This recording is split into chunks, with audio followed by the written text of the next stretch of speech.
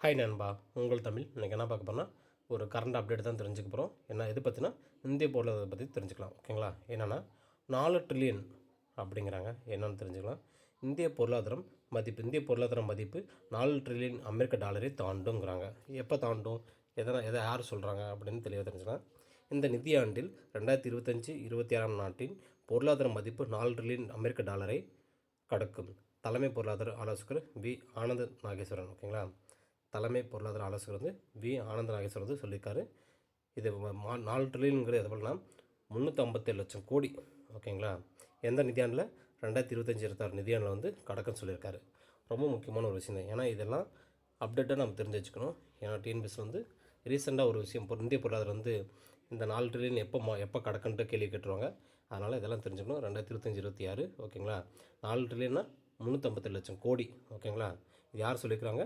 ஆனந்த் நாகேஸ்வரர் சொல்லிக்கிறாங்க. ஓகேங்களா? யார்? தலைமை பொருளாதார ஆலோசகர். ரொம்ப முக்கியமானது. இந்த வீடியோ பிடிச்சா லைக் பண்ணுங்கள், சப்ஸ்கிரைப் பண்ணுங்கள், எல்லோரும் ஷேர் பண்ணுங்கள். பாய் நண்பா, உங்கள் தமிழ்.